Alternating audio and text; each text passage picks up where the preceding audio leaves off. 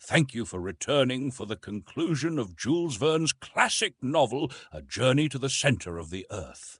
Be sure to hit like and subscribe as you enjoy this classic tale. Chapter 37. The Mysterious Dagger. During this time we had left the bright and transparent forest far behind us. We were mute with astonishment, overcome by a kind of feeling which was next door to apathy. We kept running in spite of ourselves. It was a perfect right, which resembled one of those horrible sensations we sometimes meet with in our dreams. Instinctively we made our way towards the central sea, and I cannot now tell what wild thoughts passed through my mind, nor of what follies I might have been guilty, but for a very serious preoccupation which brought me back to practical life. Though I was aware that we were treading on a soil quite new to us, I, however, every now and then noticed certain aggregations of rock, the shape of which forcibly reminded me of those near Port Gretchen. This confirmed, moreover, the indications of the compass and our extraordinary and unlooked-for, as well as involuntary, return to the north of this great central sea. It was so like our starting point that I could scarcely doubt the reality of our position. Streams and cascades fell in hundreds over the numerous projections of the rocks. I actually thought I could see our faithful and monotonous Hans and the wonderful grotto in which I had come back to life after my tremendous fall. Then, as we advanced still farther, the position of the cliffs, the appearance of a stream, the unexpected profile of a rock, threw me again into a state of bewildering doubt. After some time, I explained my state of mental indecision to my uncle. He confessed to a similar feeling of hesitation. He was totally unable to make up his mind in the midst of this extraordinary but uniform panorama. "There can be no doubt," I insisted, "that we have not landed exactly at the place whence we first took our departure, but the tempest has brought us above our starting point. I think, therefore, that if we follow the coast, we shall once more find Port Gretchen." "In that case," cried my uncle, "it is useless to continue our exploration. The very best thing we can do is to make our way back to the raft. Are you quite sure, Harry, that you are not mistaken?" "It is difficult," was my reply, "to come to any decision, for all these rocks are exactly alike. There is no marked difference between them. At the same time, the impression on my mind is that I recognize the promontory at the foot of which our worthy Hans constructed the raft. We are, I am nearly convinced, near the little port. If this be not it," I added, carefully examining a creek which appeared singularly familiar to my mind. "My dear Harry, if this were the case, we should find traces of our own footsteps, some signs of our passage, and I can really see nothing to indicate our having passed this way." "But I see something," I cried in an impetuous tone of voice, as I rushed forward and eagerly picked up something which shone in the sand under my feet. "What is it?" cried the astonished and bewildered professor. "This," was my reply, and I handed to my startled relative a rusty dagger of singular shape. "What made you bring with you so useless a weapon?" he exclaimed. "It was needlessly hampering yourself." "I bring it? It is quite new to me. I never saw it before. Are you sure it is not out of your collection?" "Not that I know of," said the professor, puzzled. "I have no recollection of the circumstance. It was never my property." "This is very extraordinary," I said, musing over the novel and singular incident. "Not at all. There is a very simple explanation, Harry. The Icelanders are known to keep up the use of these antiquated weapons, and this must have belonged to Hans, who has let it fall without knowing it." I shook my head. That dagger had never been in the possession of the pacific and taciturn Hans. I knew him and his habits too well. "Then what can it be, unless it be the weapon of some antediluvian warrior," I continued, "of some living man, a contemporary of that mighty shepherd from whom we have just escaped? But no, mystery upon mystery. This is no weapon of the stony epoch, nor even of the bronze period. It is made of excellent steel." Ere I could finish my sentence, my uncle stopped me short from entering upon a whole train of theories, and spoke in his most cold and decided tone of voice. "Calm yourself, my dear boy, and endeavor to use your reason. This weapon, upon which we have fallen so unexpectedly, is a true dag, one of those worn by gentlemen in their belts during the 16th century. Its use was to give the coup de grâce, the final blow, to the foe who would not surrender. It is clearly of Spanish workmanship. It belongs neither to you, nor to me, nor the eider-down hunter, nor to any of the living beings who may still exist so marvellously in the interior of the earth." "What can you mean, uncle?" I said, now lost in a host of surmises. "Look closely at it," he continued. "These jagged edges were never made by the resistance of human blood and bone. The blade is covered with a regular coating of iron mould and rust, which is not a day old, not a year old, not a century old, but much more." The professor began to get quite excited, according to custom, and was allowing himself to be carried away by his fertile imagination. I could have said something. He stopped me. "Harry," he cried, "we are now on the verge of a great discovery. This blade of a dagger you have so marvellously discovered, after being abandoned upon the sand for more than 100, 200, even 300 years, has been indented by someone endeavoring to carve an inscription on these rocks." "But this poniard never got here of itself," I exclaimed. "It could not have twisted itself. Someone, therefore, must have preceded us upon the shores of this extraordinary sea." "Yes, a man. But what man has been sufficiently desperate to do such a thing?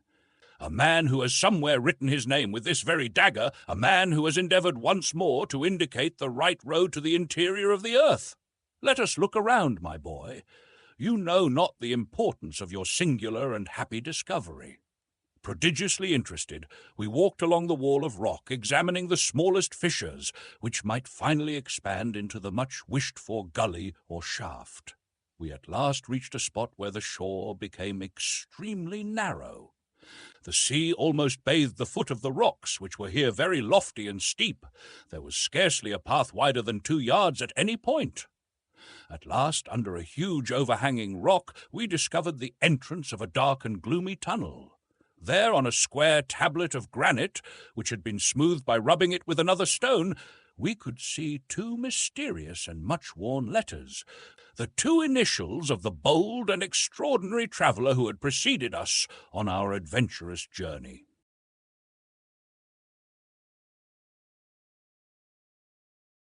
"A.S.!" cried my uncle. "You see, I was right. Arne Saknussemm, always Arne Saknussemm." Chapter 38, No Outlet, Blasting the Rock. Ever since the commencement of our marvellous journey, I had experienced many surprises, had suffered from many illusions. I thought that I was case-hardened against all surprises, and could neither see nor hear anything to amaze me again. I was like a man who, having been round the world, finds himself wholly blasé and proof against the marvellous. When, however, I saw these 2 letters which had been engraven 300 years before, I stood fixed in an attitude of mute surprise. Not only was there the signature of the learned and enterprising alchemist written in the rock, but I held in my hand the very identical instrument with which he had laboriously engraved it. It was impossible, without showing an amount of incredulity, scarcely becoming a sane man, to deny the existence of the traveller, and the reality of that voyage which I believed all along to have been a myth, the mystification of some fertile brain. While these reflections were passing through my mind, my uncle, the professor, gave way to an access of feverish and poetical excitement. "Wonderful and glorious genius! Great Saknussemm!" he cried. "You have left no stone unturned, no resource omitted, to show to other mortals the way into the interior of our mighty globe.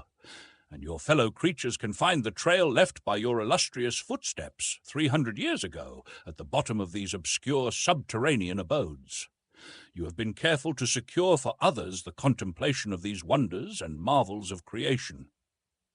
Your name engraved at every important stage of your glorious journey leads the hopeful traveller direct to the great and mighty discovery to which you devoted such energy and courage.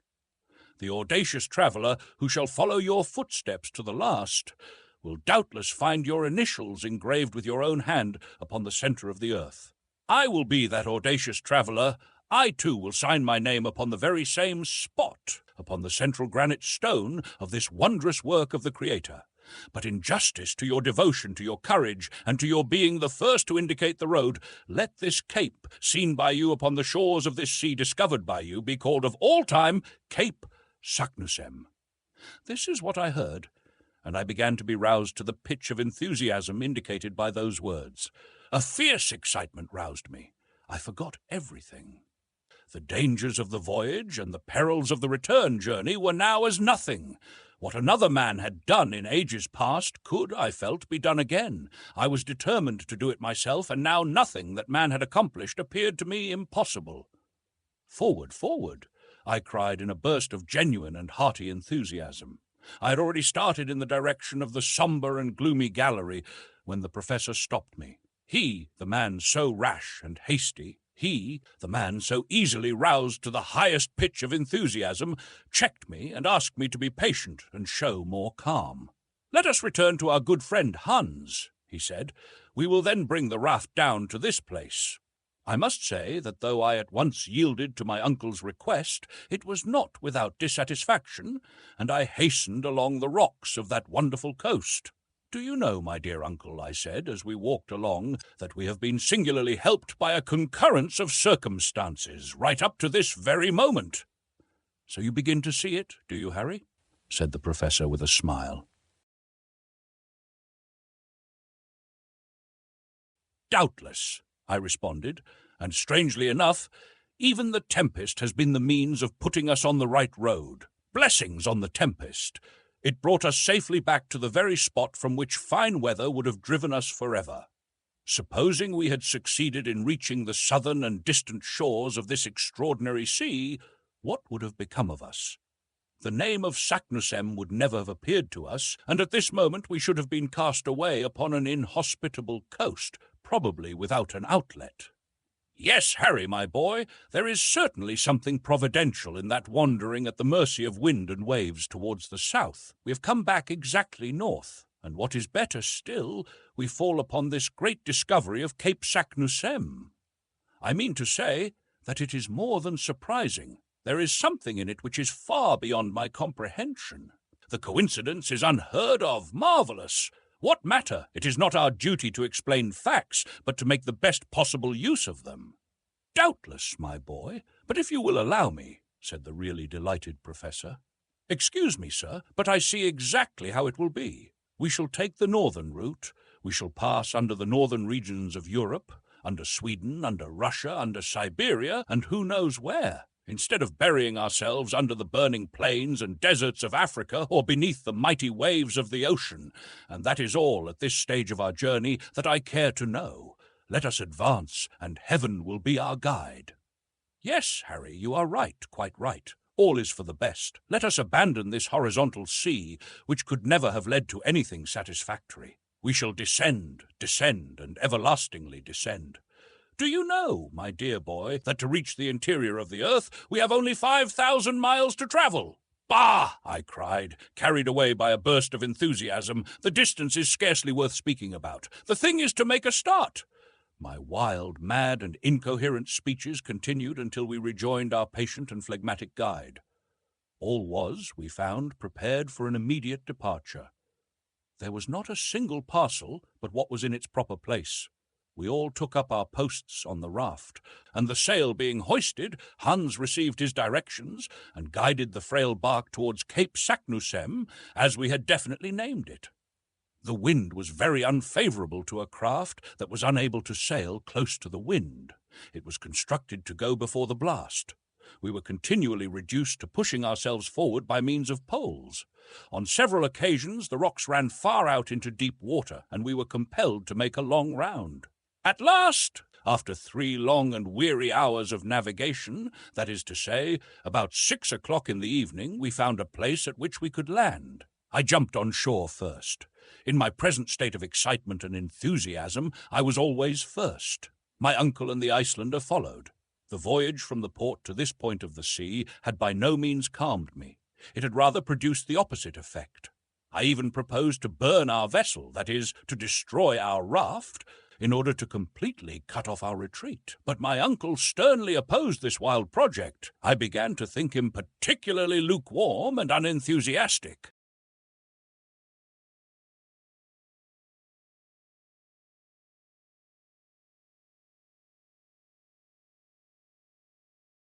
At any rate, my dear uncle, I said, let us start without delay.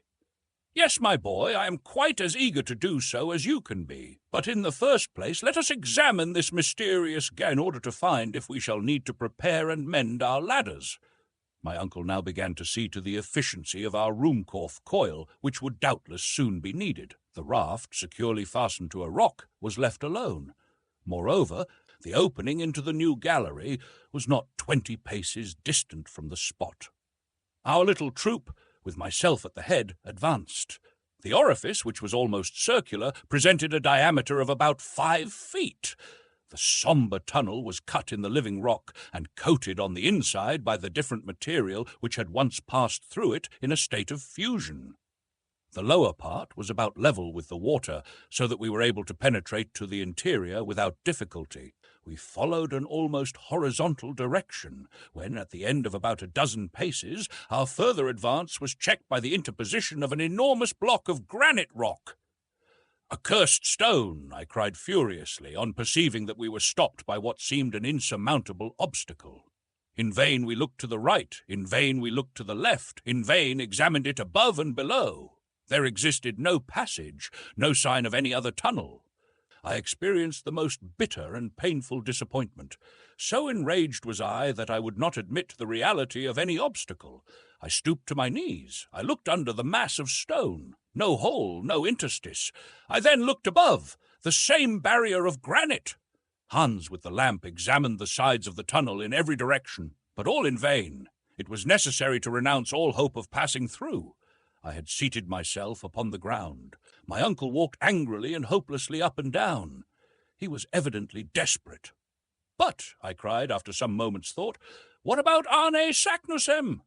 "You are right," replied my uncle. "He can never have been checked by a lump of rock."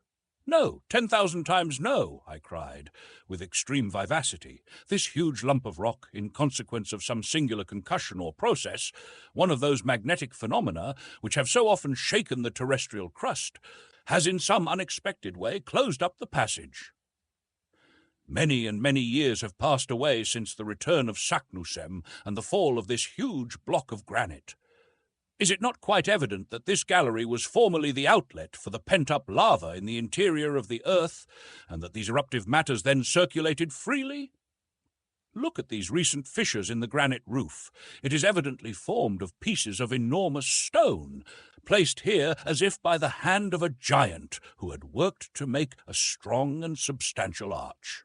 One day, after an unusually strong shock, the vast rock which stands in our way, and which was doubtless the key of a kind of arch, fell through to a level with the soil and has barred our further progress.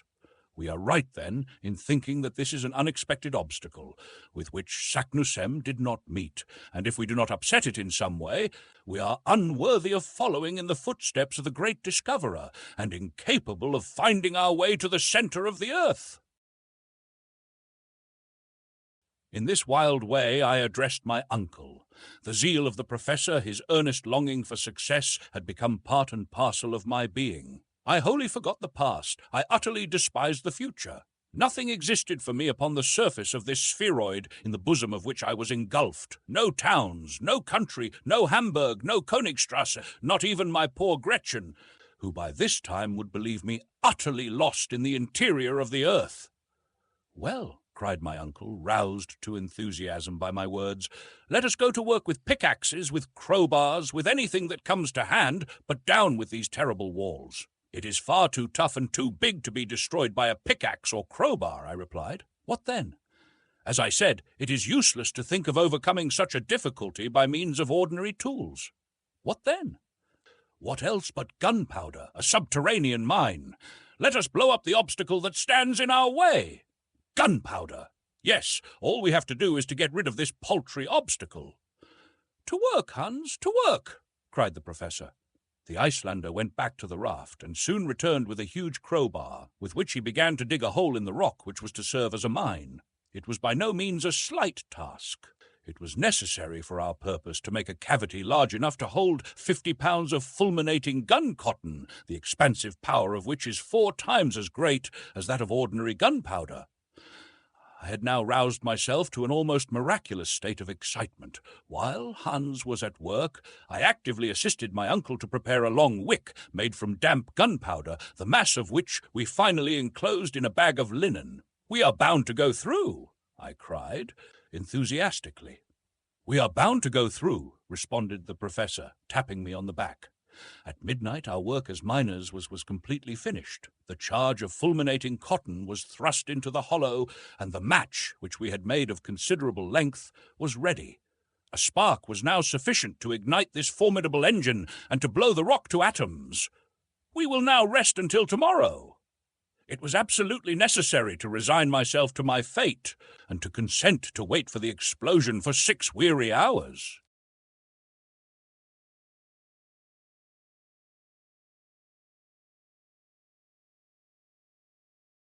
Chapter 39. The Explosion and Its Results.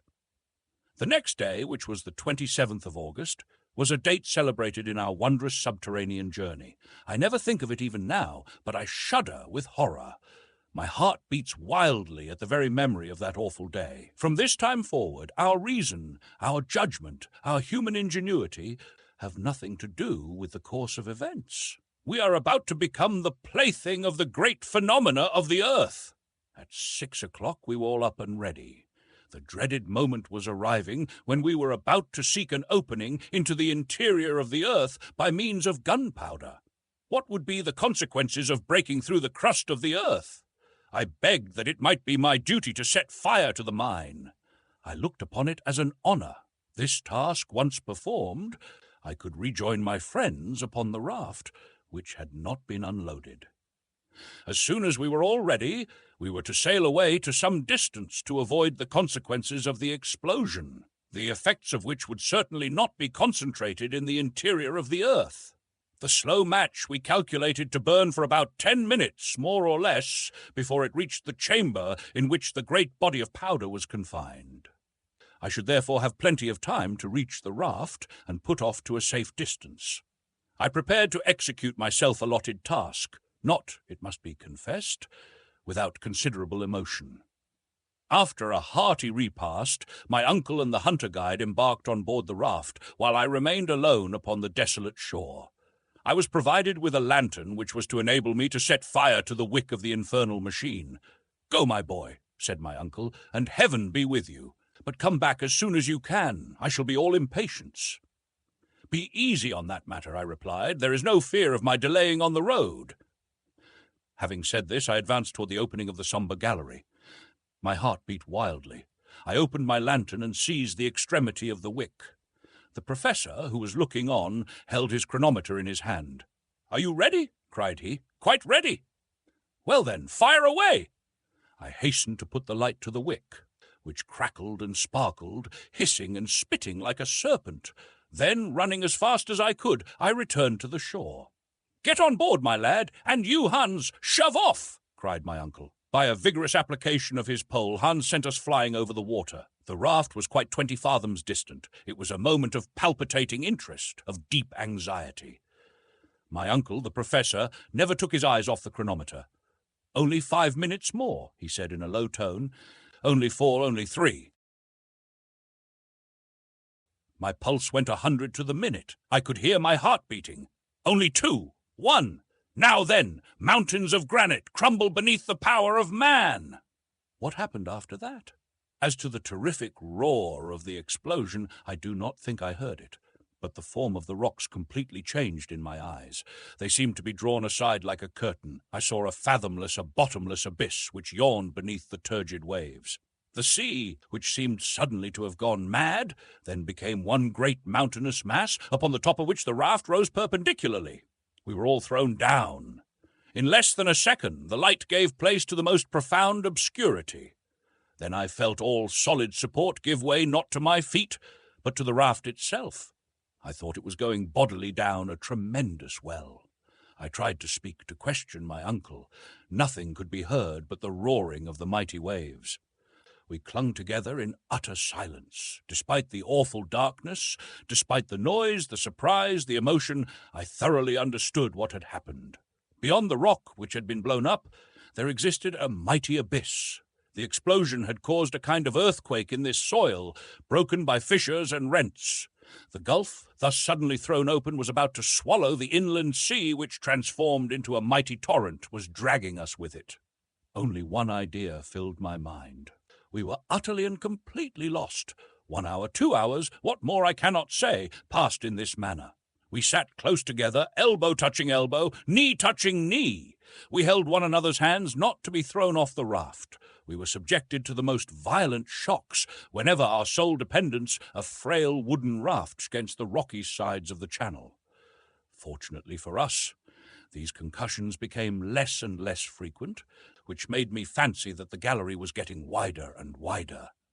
There could be now no doubt that we had chanced upon the road once followed by Saknussemm, but instead of going down in a proper manner, we had, through our own imprudence, drawn a whole sea with us. These ideas presented themselves to my mind in a very vague and obscure manner. I felt rather than reasoned. I put my ideas together only confusedly, while spinning along like a man going down a waterfall. To judge by the air which, as it were, whipped my face, we must have been rushing at a perfectly lightning rate. To attempt under these circumstances to light a torch was simply impossible, and the last remains of our electric machine, of our Ruhmkorff coil, had been destroyed during the fearful explosion. I was therefore very much confused to see at last a bright light shining close to me. The calm countenance of the guide seemed to gleam upon me. The clever and patient hunter had succeeded in lighting the lantern, and though, in the keen and thorough draught, the flame flickered and vacillated and was nearly put out, it served partially to dissipate the awful obscurity. The gallery into which we had entered was very wide. I was, therefore, quite right in that part of my conjecture.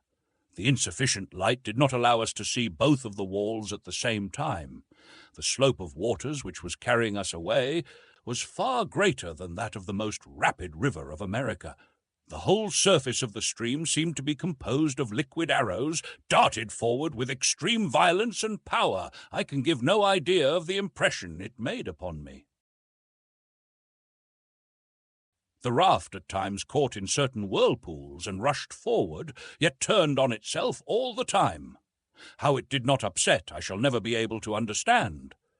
When it approached the sides of the gallery, I took care to throw upon them the light of the lantern, and I was able to judge of the rapidity of motion by looking at the projecting masses of rock, which as soon as seen were again invisible.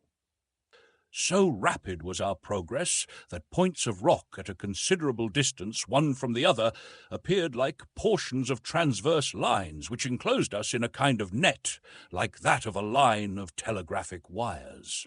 I believe we were now going at a rate of not less than 100 miles an hour. My uncle and I looked at one another with wild and haggard eyes. We clung convulsively to the stump of the mast, which at the moment when the catastrophe took place had snapped short off. We turned our backs as much as possible to the wind, in order not to be stifled by a rapidity of motion which nothing human could face and live. And still the long monotonous hours went on. The situation did not change in the least, though a discovery I suddenly made seemed to complicate it very much. When we had slightly recovered our equilibrium, I proceeded to examine our cargo. I then made the unsatisfactory discovery that the greater part of it had utterly disappeared. I became alarmed and determined to discover what were our resources. My heart beat at the idea, but it was absolutely necessary to know on what we had to depend. With this view, I took the lantern and looked around.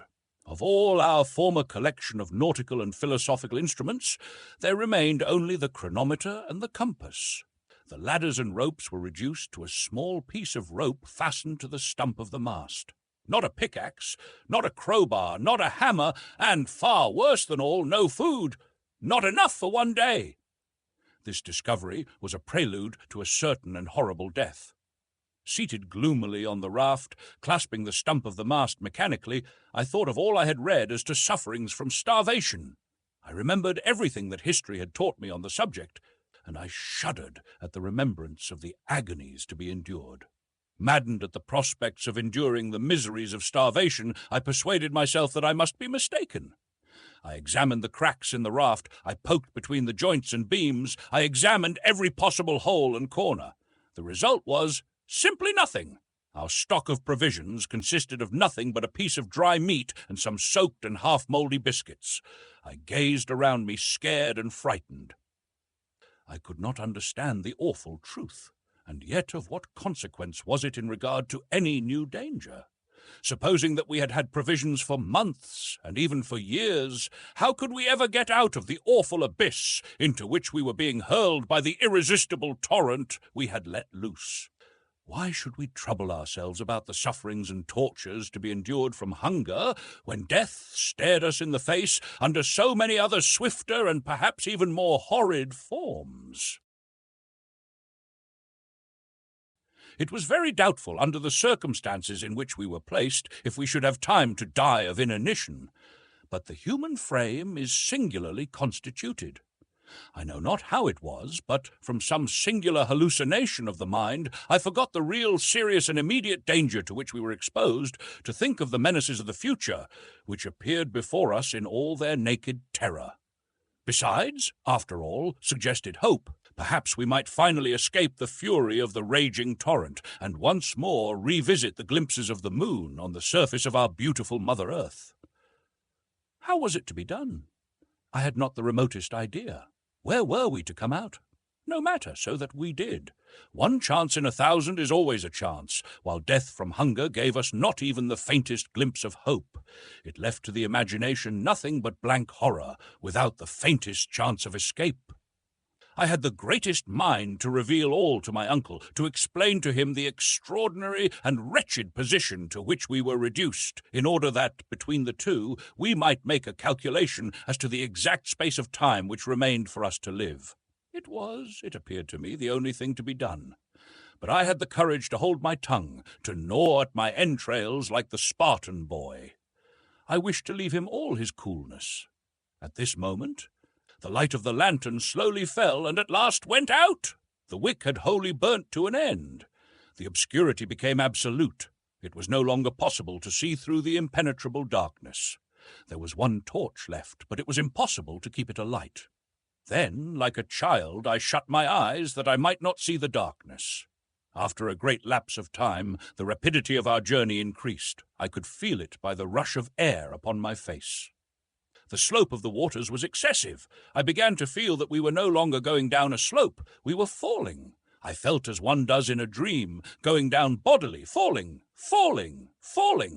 I felt that the hands of my uncle and Hans were vigorously clasping my arms. Suddenly, after a lapse of time scarcely appreciable, I felt something like a shock. The raft had not struck a hard body, but had suddenly been checked in its course. A waterspout, a liquid column of water, fell upon us. I felt suffocating. I was being drowned. Still, the sudden inundation did not last. In a few seconds, I felt myself once more able to breathe. My uncle and Hans pressed my arms, and the raft carried us all 3 away.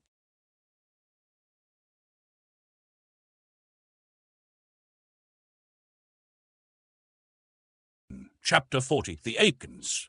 It is difficult for me to determine what was the real time, but I should suppose, by after calculation, that it must have been 10 at night.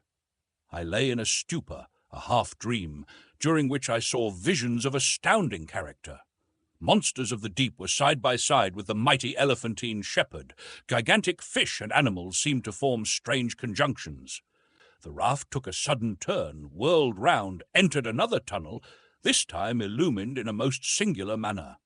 The roof was formed of porous stalactite, through which a moonlit vapour appeared to pass, casting its brilliant light upon our gaunt and haggard figures. The light increased as we advanced, while the roof ascended, until at last we were once more in a kind of water cavern, the lofty dome of which disappeared in a luminous cloud.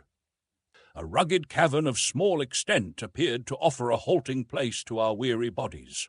My uncle and the guide moved as men in a dream. I was afraid to waken them, knowing the danger of such a sudden start.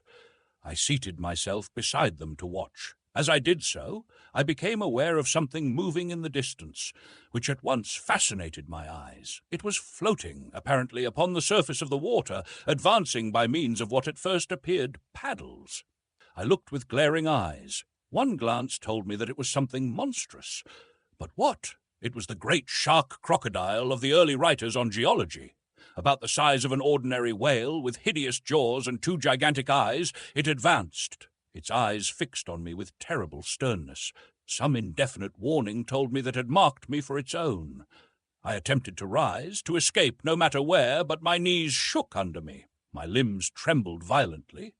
I almost lost my senses, and still the mighty monster advanced. My uncle and the guide made no effort to save themselves. With a strange noise like none other I had ever heard, the beast came on. His jaws were at least 7 feet apart, and his distended mouth looked large enough to have swallowed a boatful of men. We were about 10 feet distant, when I discovered that, much as his body resembled that of a crocodile, his mouth was wholly that of a shark. His twofold nature now became apparent. To snatch us up at a mouthful, it was necessary for him to turn on his back, which motion necessarily caused his legs to kick up helplessly in the air. I actually laughed, even in the very jaws of death. But next minute, with a wild cry, I darted away into the interior of the cave, leaving my unhappy comrades to their fate. This cavern was deep and dreary. After about 100 yards, I paused and looked around. The whole floor, composed of sand and malachite, was strewn with bones, freshly gnawed bones of reptiles and fish, with a mixture of mammalia. My very soul grew sick as my body shuddered with horror. I had truly, according to the old proverb, fallen out of the frying pan into the fire. Some beast larger and more ferocious even than the shark crocodile inhabited this den. What could I do? The mouth of the cave was guarded by one ferocious monster. The interior was inhabited by something too hideous to contemplate. Flight was impossible. Only one resource remained, and that was to find some small hiding place to which the fearful denizens of the cavern could not penetrate. I gazed wildly around, and at last discovered a fissure in the rock, to which I rushed in the hope of recovering my scattered senses. Crouching down, I waited, shivering as in an ague fit. No man is brave in presence of an earthquake or a bursting boiler or an exploding torpedo. I could not be expected to feel much courage in presence of the fearful fate that appeared to await me. An hour passed. I heard all the time a strange rumbling outside the cave. What was the fate of my unhappy companions? It was impossible for me to pause to inquire. My own wretched existence was all I could think of. Suddenly a groaning, as of 50 bears in a fight, fell upon my ears. Hisses, spitting, moaning, hideous to hear, and then I saw, never! Were ages to pass over my head, shall I forget the horrible apparition?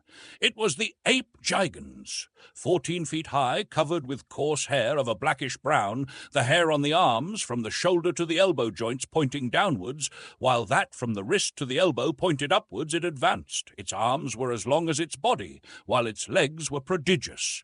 It had thick, long, and sharply pointed teeth, like a mammoth saw. It struck its breast as it came on, smelling and sniffing, reminding me of the stories we read in early childhood of giants who ate the flesh of men and little boys. Suddenly it stopped. My heart beat wildly, for I was conscious that, somehow or other, the fearful monster had smelled me out and was peering about with his hideous eyes to try and discover my whereabouts. My reading, which as a rule is a blessing, but which, on this occasion, seemed momentarily to prove a curse, told me the real truth. It was the ape gigans, the antediluvian gorilla. Yes! This awful monster, confined by good fortune to the interior of the earth, was the progenitor of the hideous monster of Africa. He glared wildly about, seeking something, doubtless myself. I gave myself up for lost. No hope of safety or escape seemed to remain. At this moment, just as my eyes appeared to close in death, there came a strange noise from the entrance of the cave, and turning, the gorilla evidently recognized some enemy more worthy his prodigious size and strength. It was the huge shark crocodile, which, perhaps having disposed of my friends, was coming in search of further prey. The gorilla placed himself on the defensive, and clutching a bone some 7 or 8 feet in length, a perfect club, aimed a deadly blow at the hideous beast, which reared upwards and fell with all its weight upon its adversary. A terrible combat, the details of which it is impossible to give, now ensued. The struggle was awful and ferocious. I, however, did not wait to witness the result. Regarding myself as the object of contention, I determined to remove from the presence of the victor. I slid down from my hiding place, reached the ground, and gliding against the wall, strove to gain the open mouth of the cavern. But I had not taken many steps when the fearful clamour ceased, to be followed by a mumbling and groaning which appeared to be indicative of victory. I looked back and saw the huge ape, gory with blood, coming after me with glaring eyes, with dilated nostrils that gave forth 2 columns of heated vapour. I could feel his hot and fetid breath on my neck, and with a horrid jump, awoke from my nightmare sleep. Yes, it was all a dream. I was still on the raft with my uncle and the guide. The relief was not instantaneous, for under the influence of the hideous nightmare, my senses had become numbed. After a while, however, my feelings were tranquilized. The first of my perceptions which returned in full force was that of hearing. I listened with acute and attentive ears. All was still as death. All I comprehended was silence. To the roaring of the waters, which had filled the gallery with awful reverberations, succeeded perfect peace. After some little time my uncle spoke in a low and scarcely audible tone. "Harry, boy, where are you?" "I am here," was my faint rejoinder. "Well, don't you see what has happened? We are going upwards." "My dear uncle, what can you mean?" was my half-delirious reply. "Yes, I tell you we are ascending rapidly. Our downward journey is quite checked." I held out my hand, and after some little difficulty, succeeded in touching the wall. My hand was in an instant covered with blood. The skin was torn from the flesh. We were ascending with extraordinary rapidity. "The torch! The torch!" cried the professor wildly. "It must be lighted." Hans the guide, after many vain efforts, at last succeeded in lighting it, and the flame, having now nothing to prevent its burning, shed a tolerably clear light. We were enabled to form an approximate idea of the truth. "It is just as I thought," said my uncle, after a moment or 2 of silent attention. "We are in a narrow well about 4 fathoms square.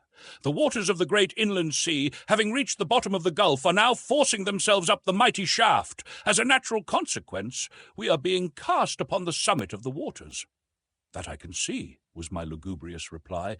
"But where will this shaft end, and to what fall are we likely to be exposed?"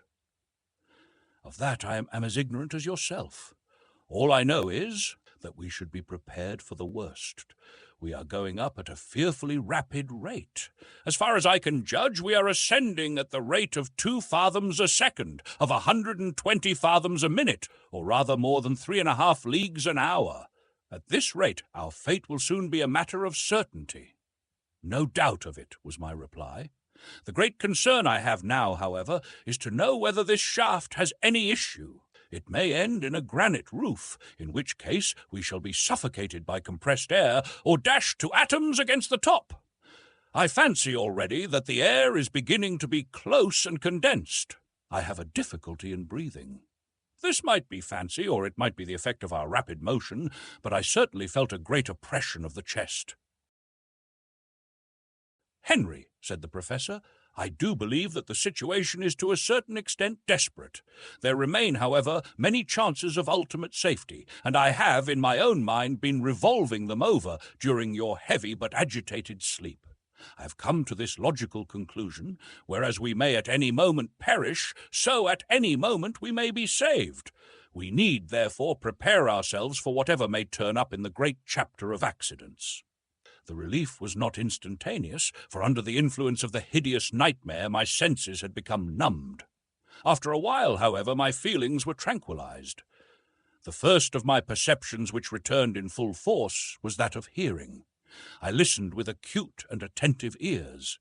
All was still as death. All I comprehended was silence. To the roaring of the waters, which had filled the gallery with awful reverberations, succeeded perfect peace. "Henry," said the professor, "I do believe that the situation is to a certain extent desperate. There remain, however, many chances of ultimate safety, and I have, in my own mind, been revolving them over during your heavy but agitated sleep. I have come to this logical conclusion: whereas we may at any moment perish, so at any moment we may be saved. We need, therefore, prepare ourselves for whatever may turn up in the great chapter of accidents." "But what would you have us do?" I cried. "Are we not utterly helpless? No! While there is life, there is hope. At all events, there is one thing we can do: eat, and thus obtain strength to face victory or death." As he spoke, I looked at my uncle with a haggard glance. I had put off the fatal communication as long as possible. It was now forced upon me, and I must tell him the truth. Still I hesitated.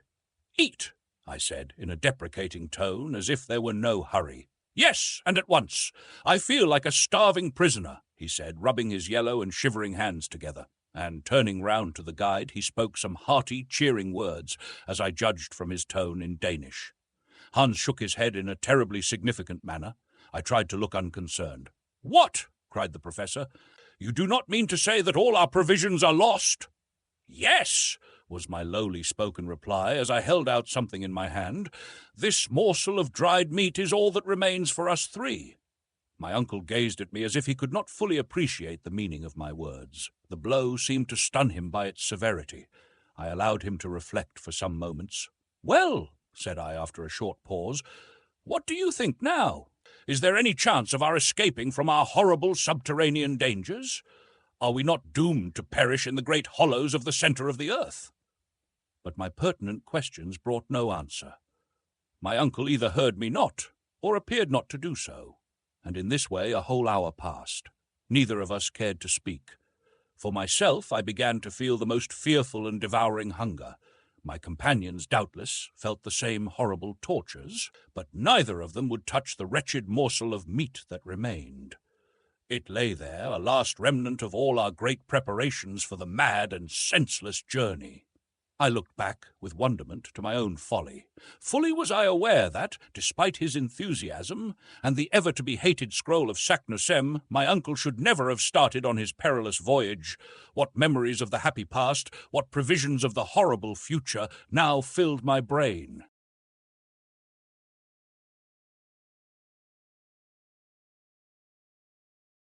Chapter 41. Hunger. Hunger, prolonged, is temporary madness. The brain is at work without its required food, and the most fantastic notions fill the mind. Hitherto I had never known what hunger really meant. I was likely to understand it now, and yet 3 months before I could tell my terrible story of starvation as I thought it. As a boy, I used to make frequent excursions in the neighborhood of the professor's house. My uncle always acted on system, and he believed that, in addition to the day of rest and worship, there should be a day of recreation. In consequence, I was always free to do as I liked on a Wednesday. Now, as I had a notion to combine the useful and the agreeable, my favorite pastime was bird's nesting. I had one of the best collections of eggs in all the town. They were classified and under glass cases. There was a certain wood which, by rising at early morn and taking the cheap train, I could reach at 11 in the morning. Here I would botanize or geologize at my will. My uncle was always glad of specimens for his herbarium and stones to examine.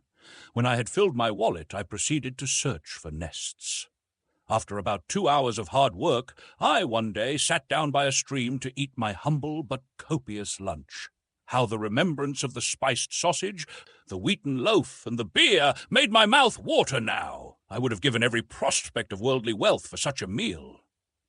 But to my story. While seated thus at my leisure, I looked up at the ruins of an old castle, at no great distance. It was the remains of an historical dwelling, ivy-clad and now falling to pieces. While looking, I saw 2 eagles circling about the summit of a lofty tower. I soon became satisfied that there was a nest. Now, in all my collection, I lacked eggs of the native eagle and the large owl. My mind was made up. I would reach the summit of that tower, or perish in the attempt. I went nearer and surveyed the ruins. The old staircase, years before, had fallen in. The outer walls were, however, intact. There was no chance that way, unless I looked to the ivy solely for support. This was, as I soon found out, futile. There remained the chimney, which still went up to the top, and had once served to carry off the smoke from every story of the tower. Up this I determined to venture. It was narrow, rough, and therefore the more easily climbed. I took off my coat and crept into the chimney. Looking up, I saw a small light opening, proclaiming the summit of the chimney. Up, up I went, for some time using my hands and knees after the fashion of a chimney sweep. It was slow work, but there being continual projections, the task was comparatively easy. In this way I reached halfway. The chimney now became narrower, the atmosphere was close, and at last, to end the matter, I stuck fast. I could ascend no higher. There could be no doubt of this, and there remained no resource but to descend and give up my glorious prey in despair. I yielded to fate and endeavoured to descend, but I could not move. Some unseen and mysterious obstacle intervened and stopped me. In an instant the full horror of my situation seized me. I was unable to move either way, and was doomed to a terrible and horrible death, that of starvation. In a boy's mind, however, there is an extraordinary amount of elasticity and hope, and I began to think of all sorts of plans to escape my gloomy fate. In the first place, I required no food just at present, having had an excellent meal, and was therefore allowed time for reflection. My first thought was to try and move the mortar with my hand. Had I possessed a knife, something might have been done, but that useful instrument I had left in my coat pocket. I soon found that all efforts of this kind were vain and useless, and that all I could hope to do was to wriggle downwards.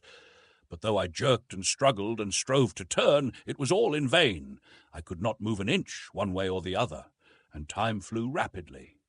My early rising probably contributed to the fact that I felt sleepy, and gradually gave way to the sensation of drowsiness. I slept and awoke in darkness, ravenously hungry. Night had come, and still I could not move. I was tight-bound, and did not succeed in changing my position an inch. I groaned aloud. Never since the days of my happy childhood, when it was a hardship to go from meal to meal without eating, had I really experienced hunger. The sensation was as novel as it was painful. I began now to lose my head and to scream and cry out in my agony. Something appeared, startled by my noise. It was a harmless lizard, but it appeared to me a loathsome reptile. Again I made the old ruins resound with my cries, and finally so exhausted myself that I fainted. How long I lay in a kind of trance or sleep I cannot say, but when again I recovered consciousness it was day. How ill I felt, how hunger still gnawed at me, it would be hard to say. I was too weak to scream now, far too weak to struggle. Suddenly I was startled by a roar. "Are you there, Henry?" said the voice of my uncle. "Are you there, my boy?" I could only faintly respond, but I also made a desperate effort to turn. Some mortar fell. To this I owed my being discovered. When the search took place, it was easily seen that mortar and small pieces of stone had recently fallen from above. Hence my uncle's cry. "Be calm," he cried. "If we pull down the whole ruin, you shall be saved." They were delicious words, but I had little hope. Soon, however, about a quarter of an hour later, I heard a voice above me at one of the upper fireplaces. "Are you below or above?" "Below," was my reply. In an instant a basket was lowered with milk, a biscuit, and an egg. My uncle was fearful to be too ready with his supply of food. I drank the milk first, for thirst had nearly deadened hunger. I then, much refreshed, ate my bread and hard egg. They were now at work at the wall. I could hear a pickaxe. Wishing to escape all danger from this terrible weapon, I made a desperate struggle, and the belt, which surrounded my waist and which had been hitched on a stone, gave way.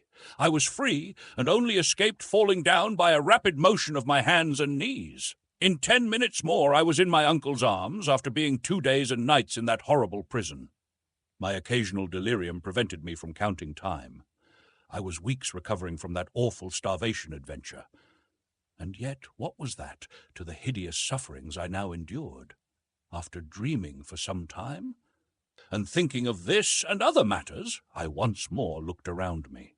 We were still ascending with fearful rapidity.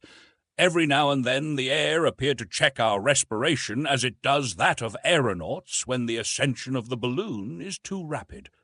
But if they feel a degree of cold in proportion to the elevation they attain in the atmosphere, we experienced quite a contrary effect. The heat began to increase in a most threatening and exceptional manner. I cannot tell exactly the mean, but I think it must have reached 122 degrees Fahrenheit. What was the meaning of this extraordinary change in the temperature? As far as we had hitherto gone, facts had proved the theories of Davy and of Lidenbrock to be correct. Until now, all the peculiar conditions of refractory rocks, of electricity, of magnetism, had modified the general laws of nature, and had created for us a moderate temperature.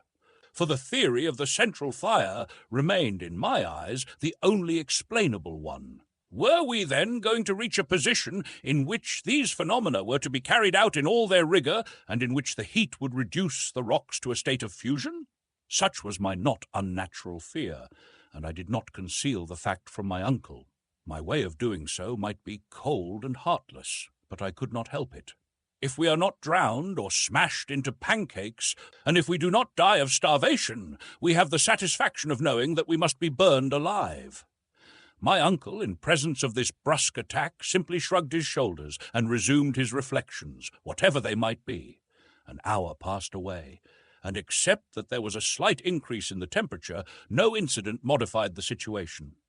My uncle at last, of his own accord, broke silence. "Well, Henry, my boy," he said in a cheerful way, "we must make up our minds." "Make up our minds to what?" I asked, in considerable surprise. "To something. We must, at whatever risk, recruit our physical strength. If we make the fatal mistake of husbanding our little remnant of food, we may probably prolong our wretched existence a few hours, but we shall remain weak to the end." "Yes," I growled, "to the end. That, however, will not keep us long waiting." "Well, only let a chance of safety present itself, only allow that a moment of action be necessary. Where shall we find the means of action if we allow ourselves to be reduced to physical weakness by inanition? When this piece of meat is devoured, uncle, what hope will there remain unto us? None, my dear Henry, none. But will it do you any good to devour it with your eyes? You appear to me to reason like one without will or decision, like a being without energy." "Then," cried I, exasperated to a degree which is scarcely to be explained, "you do not mean to tell me that you have not lost all hope?" "Certainly not," replied the professor with consummate coolness. "You mean to tell me, uncle, that we shall get out of this monstrous subterranean shaft? While there is life, there is hope. I beg to assert, Henry, that as long as a man's heart beats, as long as a man's flesh quivers, I do not allow that a being gifted with thought and will can allow himself to despair. What a nerve! The man placed in a position like that we occupied must have been very brave to speak like this." "Well," I cried, "what do you mean to do? Eat what remains of the food we have in our hands. Let us swallow the last crumb. It will be, heaven willing, our last repast. Well, never mind. Instead of being exhausted skeletons, we shall be men." "True," muttered I in a despairing tone. "Let us take our fill." "We must," replied my uncle with a deep sigh. "Call it what you will." My uncle took a piece of the meat that remained and some crusts of biscuit which had escaped the wreck. He divided the whole into 3 parts. Each had 1 pound of food to last him as long as he remained in the interior of the earth.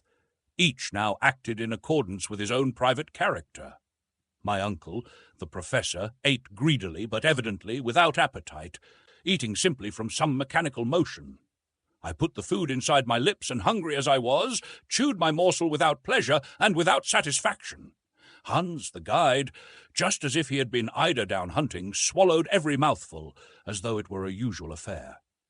He looked like a man equally prepared to enjoy superfluity or total want. Hans, in all probability, was no more used to starvation than ourselves, but his hardy Icelandic nature had prepared him for many sufferings. As long as he received his 3 riksdollars every Saturday night, he was prepared for anything. The fact was, Hans never troubled himself about much except his money. He had undertaken to serve a certain man at so much per week, and no matter what evils befell his employer or himself, he never found fault or grumbled, so long as his wages were duly paid. Suddenly my uncle roused himself. He had seen a smile on the face of our guide. I could not make it out. "What is the matter?" said my uncle. "Schiedam," said the guide, producing a bottle of this precious fluid. We drank. My uncle and myself will own to our dying day that hence we derived strength to exist until the last bitter moment. That precious bottle of Hollands was in reality only half full, but under the circumstances it was nectar. It took some minutes for myself and my uncle to form a decided opinion on the subject. The worthy professor swallowed about half a pint and did not seem able to drink any more. "Forträfflig," said Hans, swallowing nearly all that was left. "Excellent, very good," said my uncle, with as much gusto as if he had just left the steps of the club at Hamburg. I had begun to feel as if there had been one gleam of hope. Now all thought of the future vanished. We had consumed our last ounce of food, and it was 5 o'clock in the morning.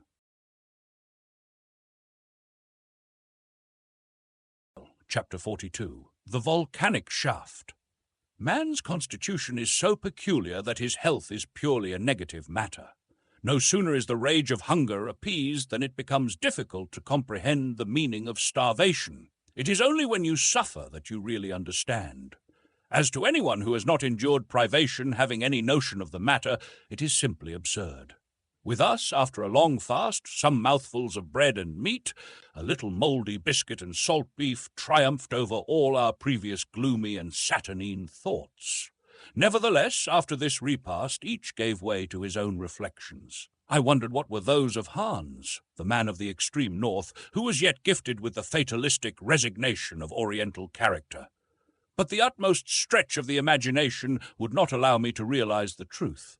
As for my individual self, my thoughts had ceased to be anything but memories of the past, and were all connected with that upper world which I never should have left. I saw it all now. The beautiful house in the Königstrasse, my poor Gretchen, the good Martha, they all passed before my mind like visions of the past.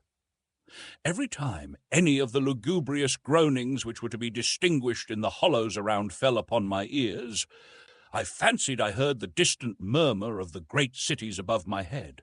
As for my uncle, always thinking of his science, he examined the nature of the shaft by means of a torch. He closely examined the different strata, one above the other, in order to recognize his situation by geological theory. This calculation, or rather this estimation, could by no means be anything but approximate. But a learned man, a philosopher, is nothing if not a philosopher, when he keeps his ideas calm and collected, and certainly the professor possessed this quality to perfection. I heard him as I sat in silence, murmuring words of geological science.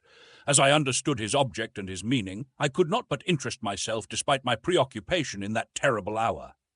"Eruptive granite," he said to himself. "We are still in the primitive epoch. But we are going up, still going up. But who knows? Who knows?"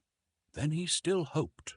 He felt along the vertical sides of the shaft with his hand, and some few minutes later he would go on again in the following style. "This is gneiss. This is mica schist, siliceous mineral. Good again. This is the epoch of transition. At all events, we are close to them, and then. What could the professor mean? Could he, by any conceivable means, measure the thickness of the crust of the earth suspended above our heads? Did he possess any possible means of making any approximation to this calculation? No, the manometer was wanting, and no summary estimation could take the place of it. And yet, as we progressed, the temperature increased in the most extraordinary degree, and I began to feel as if I were bathed in a hot and burning atmosphere. Never before had I felt anything like it.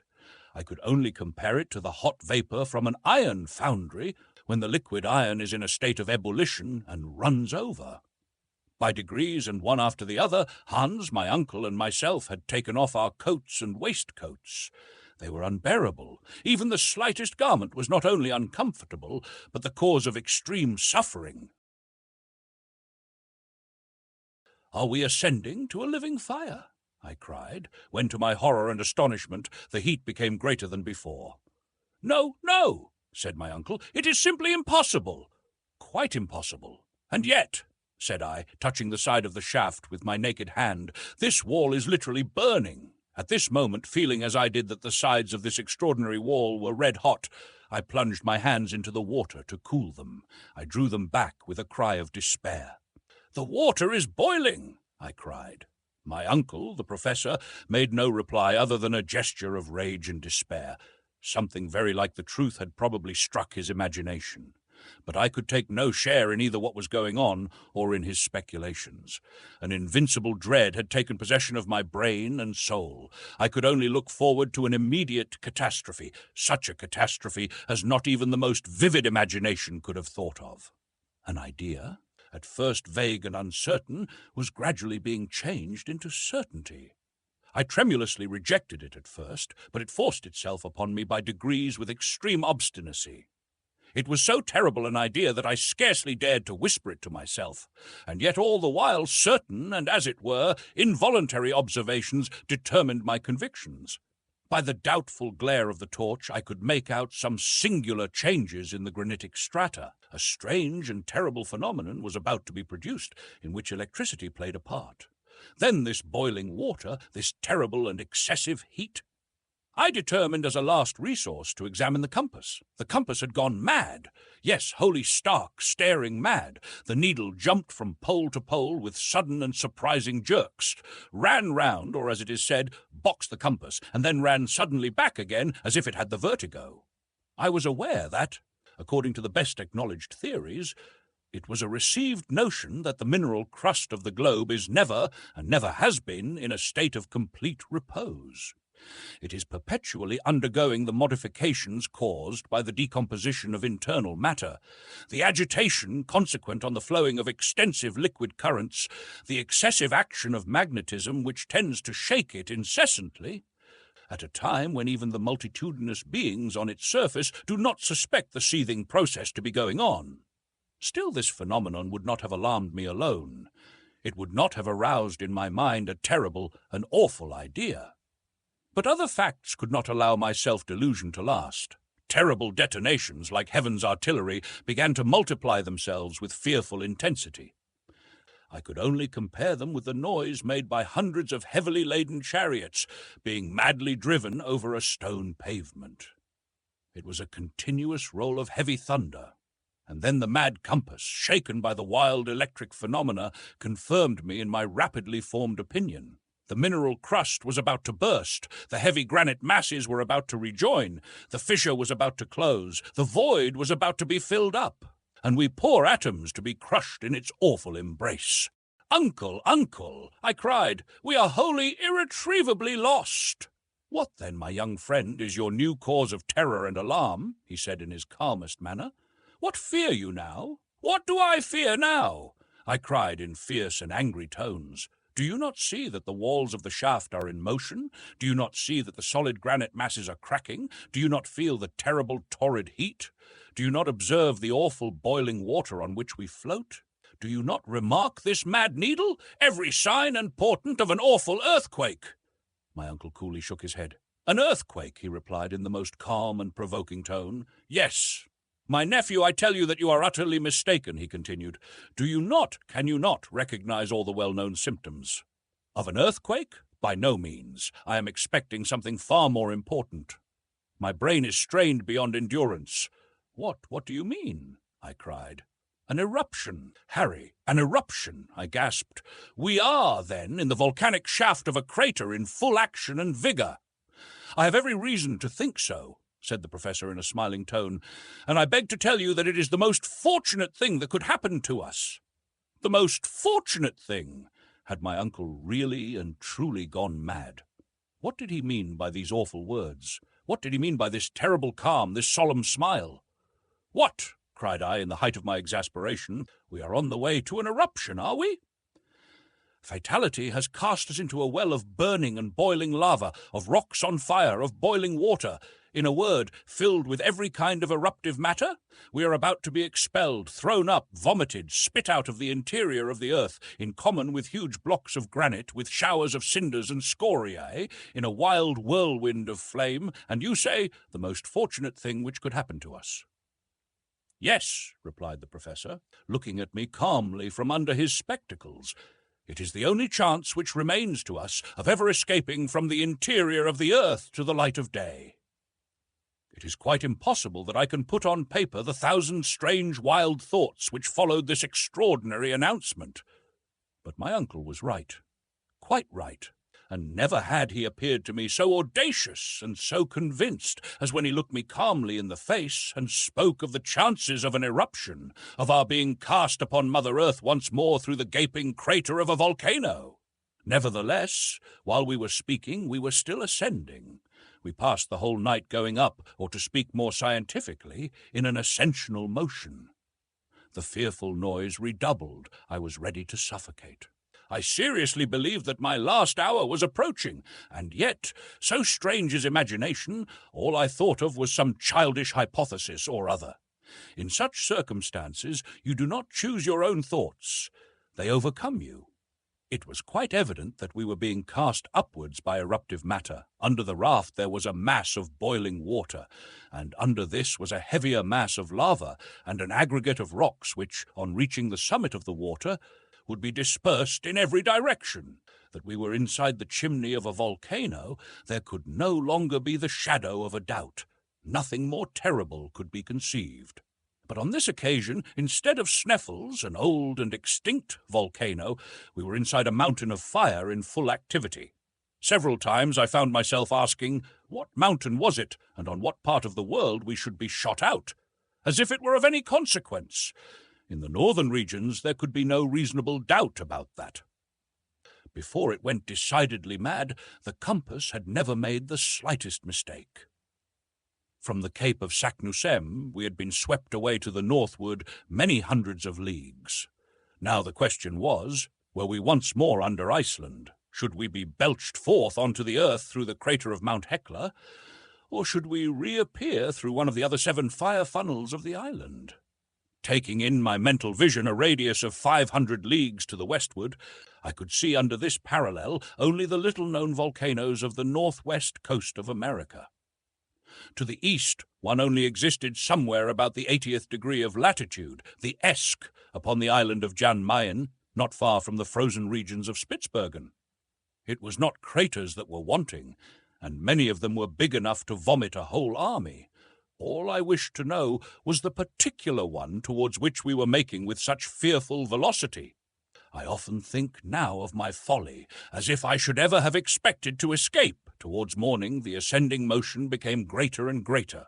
If the degree of heat increased instead of decreasing as we approached the surface of the earth, it was simply because the causes were local and wholly due to volcanic influence. Our very style of locomotion left in my mind no doubt upon the subject.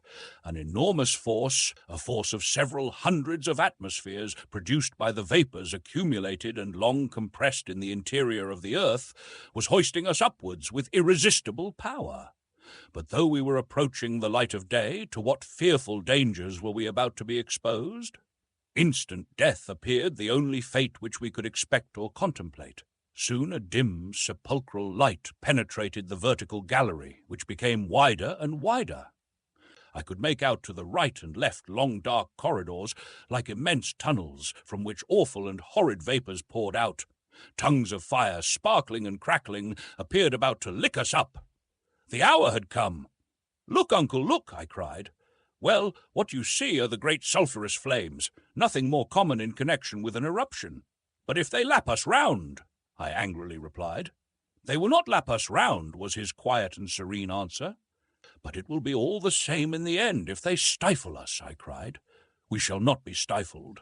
The gallery is rapidly becoming wider and wider, and if it be necessary, we will presently leave the raft and take refuge in some fissure in the rock. But the water, which is continually ascending?" I despairingly replied. "There is no longer any water, Harry," he answered, "but a kind of lava paste, which is heaving us up in company with itself to the mouth of the crater."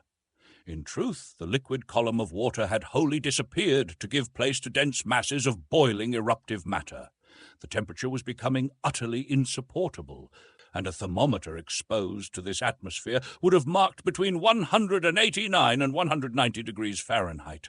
Perspiration rushed from every pore. But for the extraordinary rapidity of our ascent, we should have been stifled. Nevertheless, the professor did not carry out his proposition of abandoning the raft, and he did quite wisely. Those few ill-joined beams offered, anyway, a solid surface, a support which elsewhere must have utterly failed us. Towards 8 o'clock in the morning, a new incident startled us. The ascensional movement suddenly ceased. The raft became still and motionless. "What is the matter now?" I said querulously, very much startled by this change. "A simple halt," replied my uncle. "Is the eruption about to fail?" I asked. "I hope not." Without making any reply, I rose. I tried to look around me. Perhaps the raft, checked by some projecting rock, opposed a momentary resistance to the eruptive mass. In this case, it was absolutely necessary to release it as quickly as possible. Nothing of the kind had occurred. The column of cinders, of scoria, of broken rocks and earth had wholly ceased to ascend.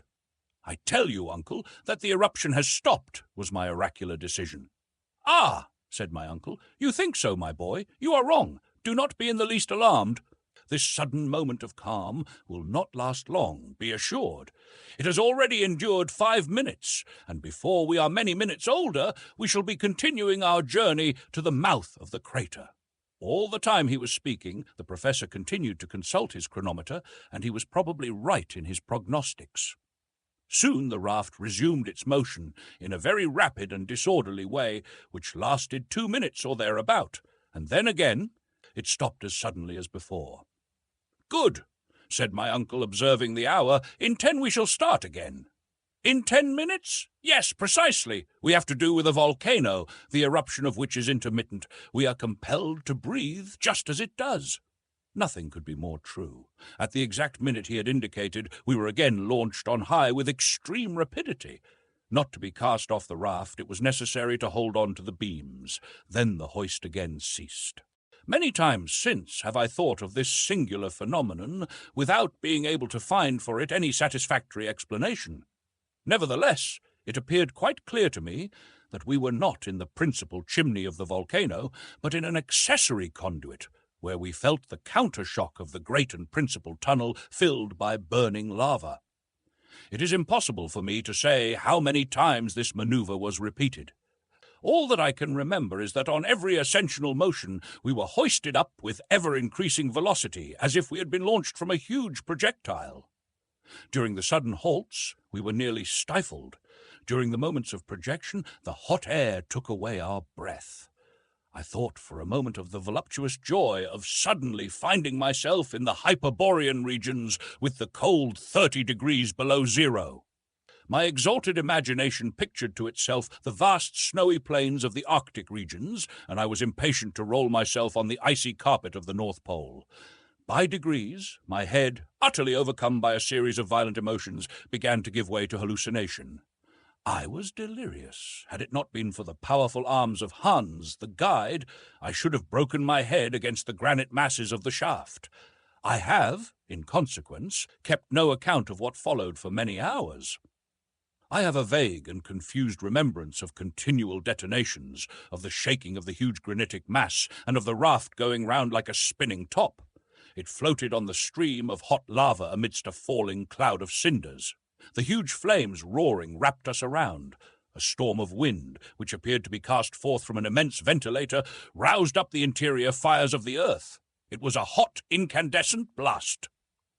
At last I saw the figure of Hans as if enveloped in the huge halo of burning blaze, and no other sense remained to me but that sinister dread which the condemned victim may be supposed to feel when led to the mouth of a cannon, at the supreme moment when the shot is fired and his limbs are dispersed into empty space.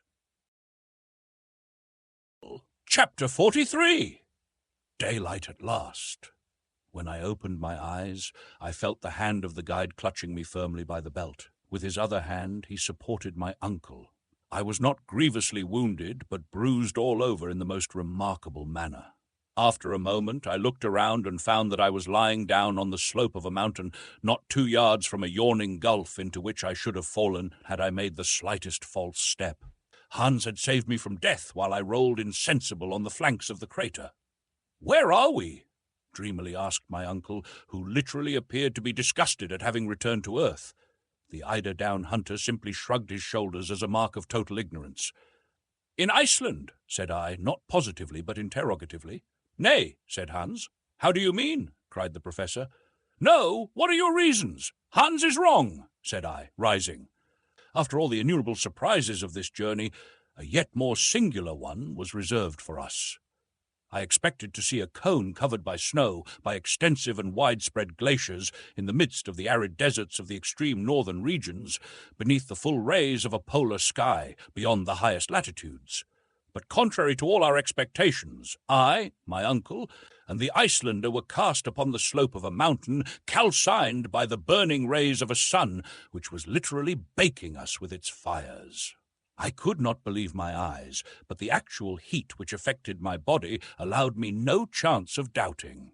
We came out of the crater half naked, and the radiant star from which we had asked nothing for 2 months was good enough to be prodigal to us of light and warmth. A light and warmth we could easily have dispensed with. When our eyes were accustomed to the light we had lost sight of for so long, I used them to rectify the errors of my imagination. Whatever happened, we should have been at Spitzbergen, and I was in no humour to yield to anything but the most absolute proof. After some delay, the professor spoke. "Hem!" he said, in a hesitating kind of way. "It really does not look like Iceland." "But supposing it were the island of Jan Mayen," I ventured to observe. "Not in the least, my boy. This is not one of the volcanoes of the north, with its hills of granite and its crown of snow." Nevertheless, Look, my boy," said the professor as dogmatically as usual. Right above our heads, at a great height, opened the crater of a volcano from which escaped from 1/4 of an hour to the other, with a very loud explosion, a lofty jet of flame mingled with pumice stone, cinders, and lava. I could feel the convulsions of nature in the mountain, which breathed like a huge whale, throwing up from time to time fire and air through its enormous vents.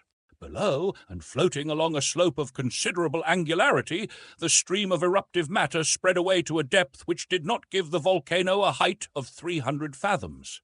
Its base disappeared in a perfect forest of green trees, among which I perceived olives, fig trees, and vines loaded with rich grapes. Certainly this was not the ordinary aspect of the Arctic regions. About that there could not be the slightest doubt.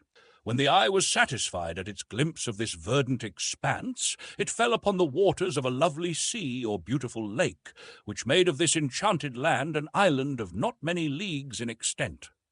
On the side of the rising sun was to be seen a little port, crowded with houses, and near which the boats and vessels of peculiar build were floating upon azure waves. Beyond, groups of islands rose above the liquid plain, so numerous and close together as to resemble a vast beehive. Towards the setting sun, some distant shores were to be made out on the edge of the horizon. Some presented the appearance of blue mountains of harmonious conformation. Upon others, much more distant, there appeared a prodigiously lofty cone, above the summit of which hung dark and heavy clouds. Towards the north, an immense expanse of water sparkled beneath the solar rays, occasionally allowing the extremity of a mast or the convexity of a sail bellying to the wind to be seen.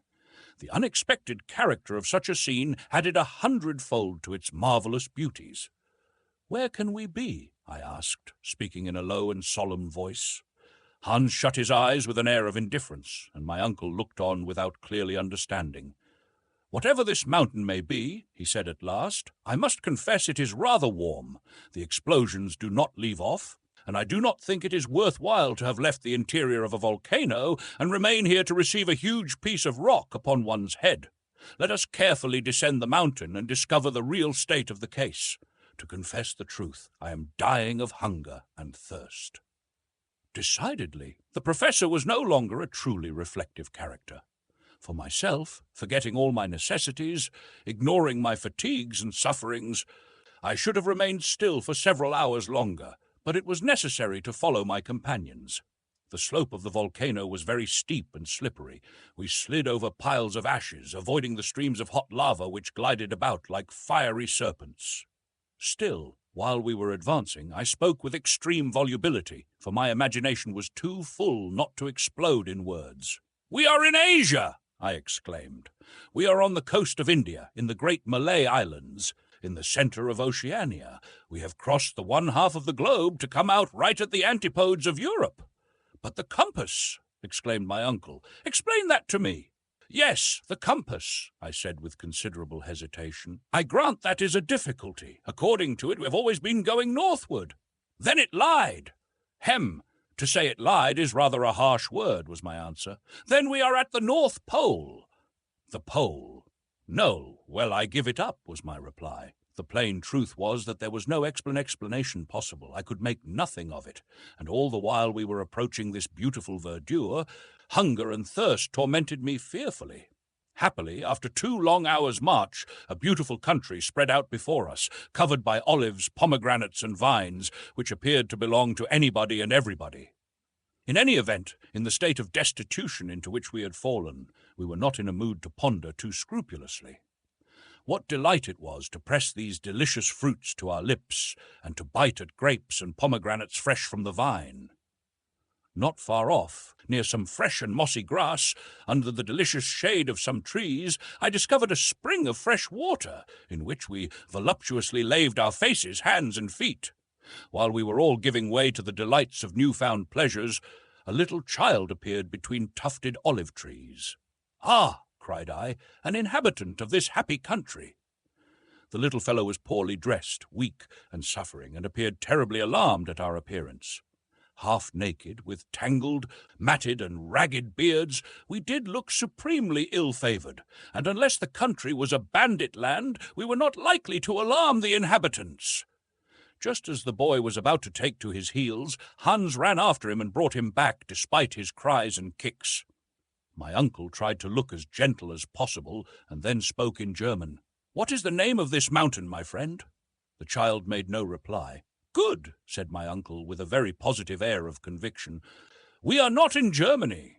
He then made the same demand in English, of which language he was an excellent scholar.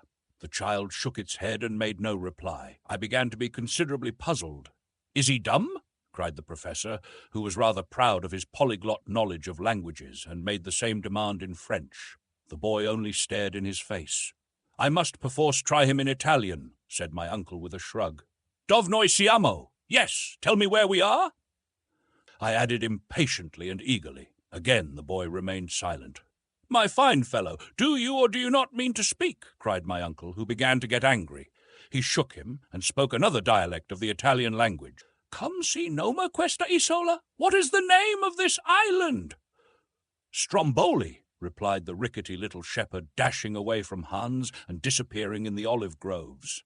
We thought little enough about him. Stromboli! What effect on the imagination did these few words produce? We were in the centre of the Mediterranean, amidst the eastern archipelago of mythological memory, in the ancient Strongylus, where Aeolus kept the wind and the tempest chained up. And those blue mountains which rose towards the rising sun were the mountains of Calabria, and that mighty volcano which rose on the southern horizon was Etna, the fierce and celebrated Etna. "Stromboli! Stromboli!" I repeated to myself. My uncle played a regular accompaniment to my gestures and words. We were singing together like an ancient chorus. Ah, what a journey! What a marvellous and extraordinary journey! Here we had entered the earth by one volcano, and we had come out by another. And this other was situated more than 1,200 leagues from Sneffels, from that drear country of Iceland, cast away on the confines of the earth.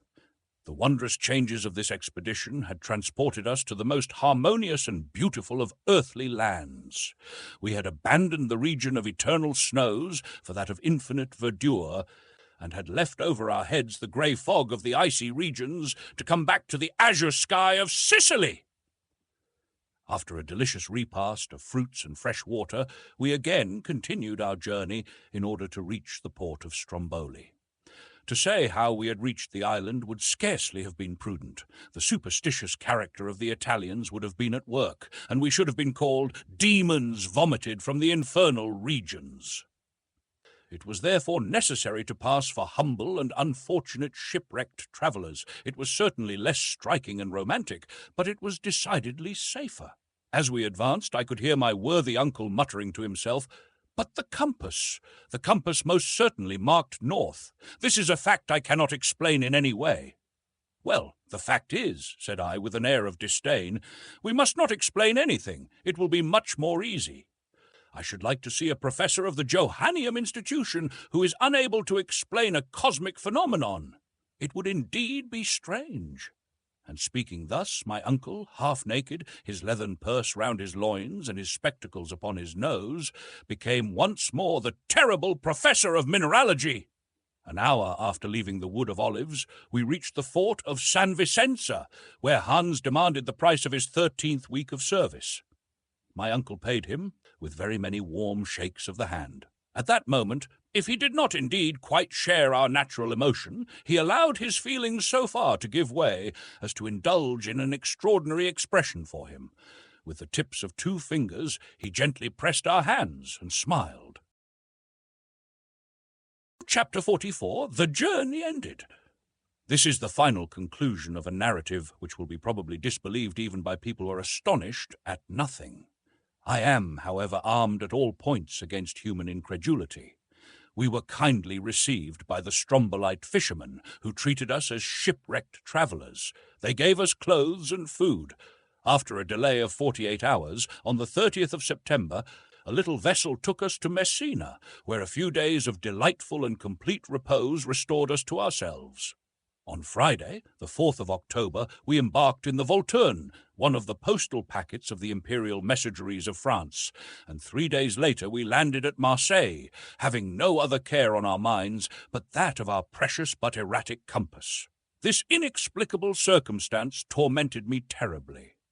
On the 9th of October, in the evening, we reached Hamburg. What was the astonishment of Martha? What the joy of Gretchen? I will not attempt to define it.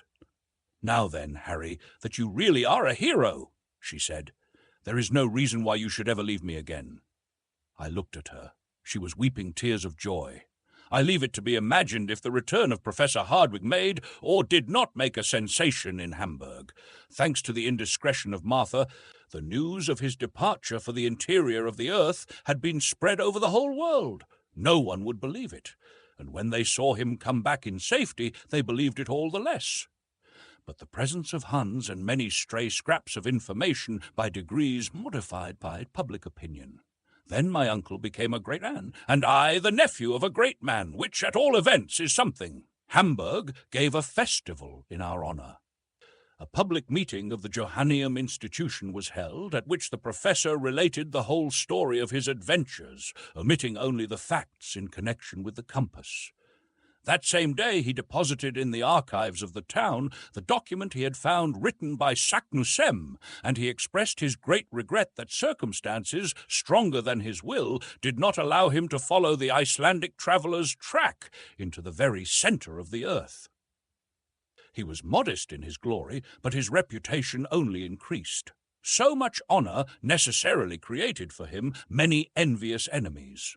Of course, they existed. And as his theories, supported by certain facts, contradicted the system of science upon the question of central heat, he maintained his own views both with pen and speech against the learned of every country.